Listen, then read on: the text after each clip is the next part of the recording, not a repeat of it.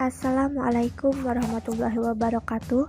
Perkenalkan, nama saya Nurfadini Septia, NIM 1931085, kelas Perbankan Syariah 3C. Saya di sini akan menjelaskan tentang kebijakan moneter dalam perspektif Islam. Pertama, tentang pengertian kebijakan moneter. Kebijakan moneter adalah suatu usaha dalam mengendalikan keadaan ekonomi makro agar dapat berjalan sesuai dengan yang diinginkan melalui pengaturan jumlah uang yang beredar dalam perekonomian. Kebijakan moneter pada dasarnya merupakan suatu kebijakan yang bertujuan untuk mencapai keseimbangan internal seperti pertumbuhan ekonomi yang tinggi, stabilitas harga, pemerataan pembangunan, dan keseimbangan eksternal seperti keseimbangan neraca pembayaran, serta tercapainya tujuan ekonomi makro, yakni menjaga stabilitas ekonomi yang dapat diukur dengan kesempatan kerja. Secara prinsip, tujuan kebijakan moneter Islam tidak berbeda dengan tujuan kebijakan moneter konvensional, yaitu menjaga stabilitas dari mata uang, sehingga pertumbuhan ekonomi yang merata yang diharapkan tercapai. Sejarah moneter Islam. Sistem moneter sepanjang zaman telah mengalami banyak perkembangan. Sistem keuangan inilah yang paling banyak dilakukan studi empiris maupun historis bila dibandingkan dengan disiplin ilmu ekonomi lainnya. Sistem keuangan pada masa Rasulullah SAW digunakan di metode standar, yaitu emas dan perak, karena keduanya merupakan alat pembayaran yang sah dan beredar di masyarakat. Nilai tukar emas dan perak pada masa Rasulullah ini relatif stabil dengan nilai kurs emas dan perak 1:10. Pada masa yang lain, nilai tukar emas dan perak mengalami fluktuasi dengan nilai paling rendah level 1:35 sampai 1:50. Manajemen moneter. Sesuai dengan ajaran Islam, manajemen moneter yang efisien dan adil tidak berdasarkan pada mekanisme bunga, melainkan dengan menggunakan instrumen utama, yaitu value judgment, yang dapat menciptakan suasana yang memungkinkan alokasi dan distribusi sumber yang sesuai dengan ajaran Islam. Yang kedua, kelembagaan yang berkaitan dengan kegiatan sosial ekonomi dan politik, yang salah satunya dapat menciptakan mekanisme harga yang dapat meningkatkan efisien dalam pemanfaatan sumber. Yang ketiga, mekanisme lembaga perantara keuangan yang beroperasi berdasarkan sistem bagi hasil. Instrumen kebijakan moneter. Ada dua instrumen kebijakan moneter, yaitu instrumen pokok dalam ekonomi konvensional ialah kebijakan pasar terbuka, penentuan cadangan wajib minimum, dan penentuan discount rate.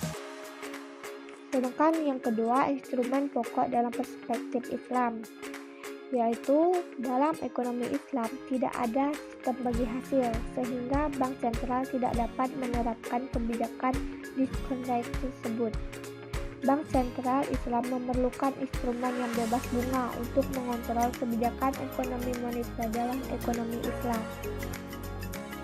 Poin penting dalam kebijakan moneter. Yang pertama, inflasi penargetan. Target inflasi ini dicapai melalui penyesuaian berkala pada bank sentral suku bunga saja. Tingkat bunga yang digunakan adalah umumnya tingkat antara bank dengan bank meminjamkan kepada satu sama lain senalar untuk keperluan mereka. Target suku bunga dipertahankan untuk jangka waktu tertentu menggunakan inflasi pasar terbuka. Yang kedua, harga penargetan tingkat. Harga penargetan tingkat mirip dengan inflation targeting, kecuali bahwa pertumbuhan PPI dalam 1 tahun akan atau di bawah target tingkat harga jangka panjang adalah offset pada tahun-tahun berikutnya, sehingga tingkat harga yang ditargetkan tercapai dari waktu ke waktu. Yang ketiga, agregat moneter. Pendekatan ini disaring untuk memastikan kelas yang berbeda dari uang dan kredit. Pendekatan ini juga kadang-kadang disebut monetarisme. Sementara kebijakan yang paling moneter berfokus pada sinyal harga satu bentuk atau lainnya. Pendekatan ini difokuskan pada jumlah nilai tukar tetap. Ada beberapa tingkat nilai tukar tetap yang dapat peringkat dalam kaitannya dengan cara kalkulasi tetap adalah dengan bangsa jangkar.